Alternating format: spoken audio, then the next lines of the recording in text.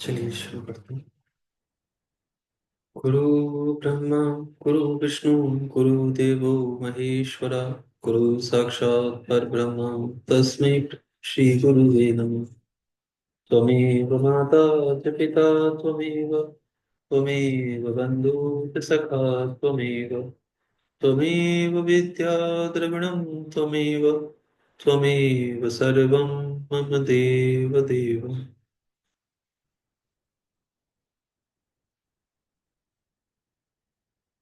संसारियों के हृदय में सकल लिंग स्वरूप साक्षात परमेश्वर का वास है।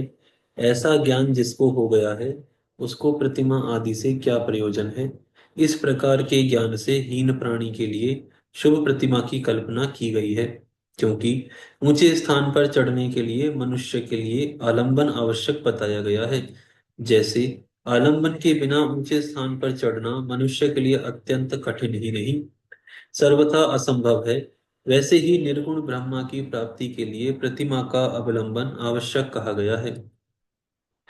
सगुण से ही निर्गुण की प्राप्ति होती है, ऐसा निश्चित है। इस प्रकार सभी देवताओं की प्रतिमाएं उन देवों में विश्वास उत्पन्न करने के लिए होती हैं। ये देव सभी देवताओं से महान हैं, इन्हीं के लिए यह पूजन का विधान है। यदि प्रतिमा ना हो तो गंध चंदन पुष्प आदि की आवश्यकता किस कार्य सिद्धि के लिए रह जाएगी। प्रतिमा का पूजन तब तक करते रहना चाहिए जब तक विज्ञान यानी परम ब्रह्म परमेश्वर का ज्ञान प्राप्त नहीं हो जाता। बिना ज्ञान प्राप्त किए ही जो प्रतिमा का पूजन छोड़ देता है, उसका निश्चित ही पतन होता है। हे ब्राह्मणों, इस प्रकार आप लोग परमार्थ रूप से सुने। अपनी जाति के अनुसार शास्त्रों में जो कर्म बताया गया है, उसे प्रयत्न पूर्वक करना चाहिए। जहाँ जहाँ जैसी भक्ति हो, वहां वहां तदनुरूप पूज पूजन आदि कर्म करना चाहिए, क्योंकि पूजन दान आदि के बिना पाप दूर नहीं होते।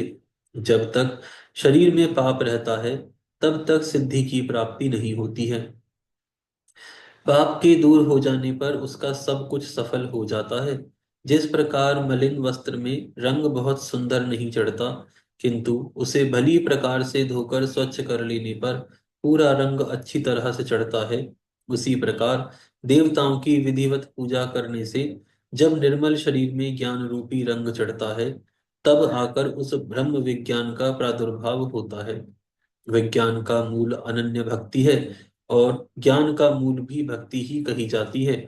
भक्ति का मूल सत्कर्म और अपने इष्ट देव आदि का पूजन है, और उसका मूल सद्गुरु कहे गए हैं।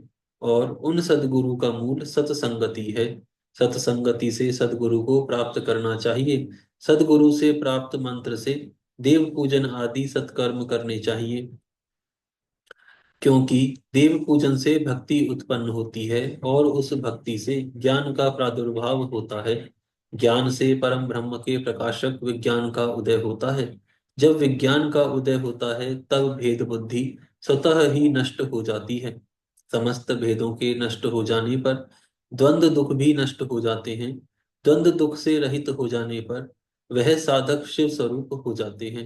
हे देवर्षियों, द्वंद्व के नष्ट हो जाने पर ज्ञानी को सुख दुख की अनुभूति नहीं होती, और विहित अविहित का प्रपंच भी उसके लिए नहीं रह जाता।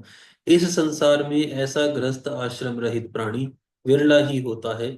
यदि लोक में कोई हो, तो इसके दर्शन से ही पाप नष्ट हो जाते हैं। सभी तीर्थ देवता और मुनि भी उस प्रकार के परम ब्रह्म में शिव स्वरूप परम ज्ञानी की प्रशंसा करते रहते हैं। वैसे न तो तीर्थ है, न मिट्टी और पत्थर से बने देवता ही हैं।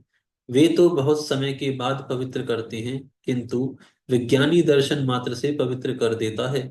जब तक मनुष्य गृहस्थ आश्रम में रहे, तब तक प्रेम पूर्वक उसे पांच देवताओं यानी गणेश भगवान, सूर्य भगवान, विष्णु भगवान, शिव भगवान और देवी की, और उसमें भी सर्वश्रेष्ठ भगवान सदाशिव की प्रतिमा का पूजन करना चाहिए, अथवा मात्र सदाशिव की ही पूजा करनी चाहिए। एकमात्र वे ही सबके मूल कहे गए हैं। हे देवी, जैसे मूल जड़ के नीचे जाने पर सभी शाखाएं स्वतः तृप्त हो जाती हैं, वैसे ही सर्व देवमयी सदाशिव के ही पूजन से सभी देवताओं का पूजन हो जाता है, और वे प्रसन्न हो जाते हैं। जैसे वृक्ष की शाखाओं के तृप्त होने पर, अर्थात उन्हें सींचने पर तभी कभी भी मूल की प्राप्त तृप्ति नहीं होती, वैसे ही हे मुनि श्रेष्ठों, सभी देवताओं के तृप्त होने पर भगवान शिव की भी तृप्ति नहीं होती। ऐसा सूक्ष्म बुद्धि वाले लोगों को जानना चाहिए। भगवान शिव के पूजित हो जाने पर सभी देवताओं का पूजन स्वतः ही हो जाता है। अतः सभी प्राणियों के कल्याण में लगे हुए मनुष्य को चाहिए कि वह सभी कामनाओं की फल प्राप्ति के लिए संसार का कल्याण करने वाले भगवान सदाशिव की पूजा करें। यहाँ पर यह अध्याय समाप्त होता है। नया अध्याय 13वां अध्याय प्रारंभ होता है। शिव इस अध्याय में भगवान शिव के पूजन की सर्वोत्तम विधि का वर्णन किया गया है। ब्रह्मा जी बोले, अब मैं पूजा की सर्वोत्तम विधि बता रहा हूँ, जो समस्त अभिष्ट सुखों को सुलभ कराने वाली है। हे देवताओं तथा ऋषियों, आप लोग ध्यान देकर सुने। उपासक को चाहिए कि वह ब्रह्म मुहूर्त में उठकर जगदम्बा पार्वती सहित भगवान शिव का स्मरण करे तथा हाथ जोड़ मस्तक झुकाकर भक्ति पूर्वक उनसे इस प्रकार प्रार्थना करे।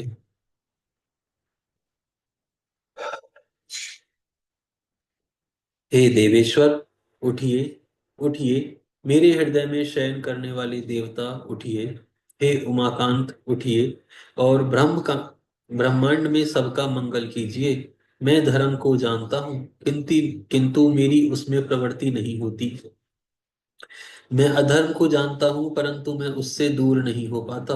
हे महादेव, आप मेरे हृदय में स्थित होकर मुझे जैसी प्रेरणा देते हैं वैसा ही मैं करता हूँ। भक्ति पूर्वक यह वचन कहकर और गुरुदेव के चरणों का स्मरण करके गांव से बाहर दक्षिण दिशा में नित्य कर्म त्याग करने के लिए जाएं। इसके बाद मिट्टी और जल से शरीर की शुद्धि करके दोनों हाथों और पैरों को धोकर दंत धावन करें। सूर्य उदय से पहले ही दातुन करके मुंह को 16 बार जल की अंजलियों से धोएं।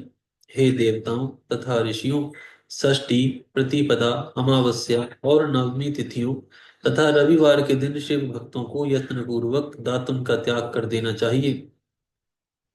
अवकाश के अनुसार नदी आदि में जाकर अथवा घर में ही भली भांति स्नान करें। मनुष्य को देश और काल के विरुद्ध स्नान नहीं करना चाहिए। रविवार, श्राद्ध, संक्रांति, ग्रहण, महादान, तीर्थ, उपवास दिवस अथवा अशौच प्राप्त होने पर मनुष्य गर्म जल से स्नान न करे। शिव भक्ति से युक्त मनुष्य तीर्थ आदि में प्रवाह के सम्मुख होकर स्नान करे। जो नहाने के पहले तेल लगाना चाहिए, उसे विहित एवं निषिद्ध दिनों का विचार करके ही तेलाभ्यंग करना चाहिए।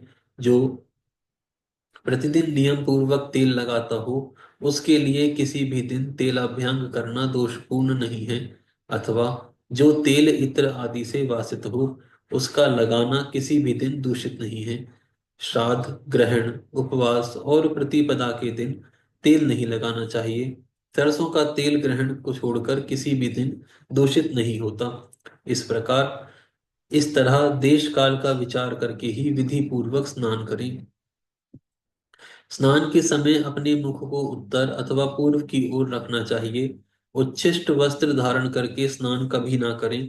शुद्ध वस्त्र धारण करके इष्ट देव का स्मरण करते हुए स्नान करना चाहिए।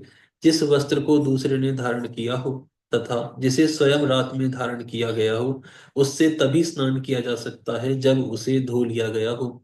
इसके पश्चात देवताओं, ऋषियों तथा पितरों को तृप्ति देने वाला तर्पण करना चाहिए। उसके बाद धुला हुआ वस्त्र पहने और आचमन करें। हे श्रेष्ठ द्विजों, तदनंतर गोबर आदि से लीप पोत कर स्वच्छ किए हुए शुद्ध स्थान में जाकर वहां सुंदर आसन की व्यवस्था करें। वह आसन विशुद्ध काष्ठ का बना हुआ, पूरा फैला हुआ तथा चित्रमयी होना चाहिए। ऐसा आसन संपूर्ण अभिष्ट फलों को देने वाला है। उसके ऊपर बिछाने के लिए यथा योग्य मृग चर्म आदि ग्रहण करें। शुद्ध बुद्धि वाला पुरुष उस आसन पर बैठकर भस्म से त्रिपुंड लगाए। त्रिपुंड से जप, तप तथा दान सफल होते हैं। भस्म के अभाव में त्रिपुंड का साधन जल आदि बताया गया है। इस तरह त्रिपुंड करके मनुष्य रुद्राक्ष धारण करे और अपने संध्योपासना आदि नित्य कर्म का संपादन करके पुनः भगवान शिव की आराधना करें। तत्पश्चात 3 बार मंत्र पूर्वक आचमन करे, अथवा गंगा बिंदु ऐसा उच्चारण करते हुए 1 बार आचमन करे। तत्पश्चात वहां भगवान शिव की पूजा के लिए अन्न और जल लाकर रखे। दूसरी कोई भी जो वस्तु आवश्यक हो उसे यथाशक्ति जुटाकर अपने पास रखे। इस प्रकार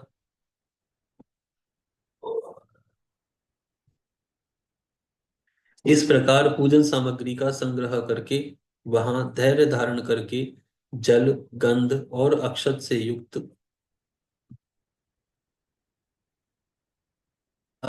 युक्त एक अर्घ्य पात्र लेकर उसे दाहिने भाग में रखे।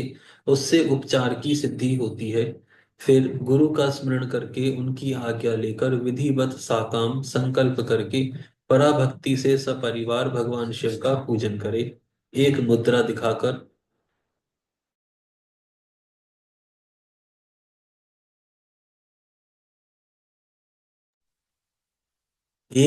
दिखाकर सिंदूर आदि उपचारों द्वारा सिद्धि बुद्धि सहित विघ्नहारी भगवान गणेश का पूजन करें। लक्ष्य और लाभ से युक्त भगवान गणेश की पूजन करके उनके नाम के आदि में प्रणव तथा अंत में नमः जोड़कर नाम के साथ चतुर्थी विभक्ति का प्रयोग करते हुए नमस्कार करें, तथा ओम गणपते नमः अथवा ओम लक्ष्य लाभाय लाभयुताय सिद्धि बुद्धि सहिताय गणपते नमः। तदनंतर उनसे क्षमा प्रार्थना करके पुनः भाई कार्तिकेय सहित गणेश जी का पराभक्ति से पूजन करके उन्हें बारंबार नमस्कार करें। तत्पश्चात सदा द्वार पर खड़े रहने वाले महोदर का पूजन करके सती साध्वी गिरिराज नंदिनी उमा देवी की पूजा करें।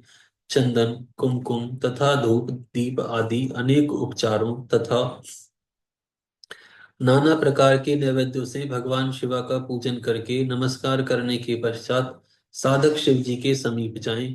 यथा संभव अपने घर में मिट्टी, सोना, चांदी, धातु या अन्य द्रव्य पारे आदि की शिव प्रतिमा बनाएं और उसे नमस्कार करके भक्ति परायण होकर पूजा करें। उसकी पूजा हो जाने पर सभी देवता पूजित हो जाते हैं। मिट्टी का शिवलिंग बनाकर विधि पूर्वक उसकी स्थापना करें।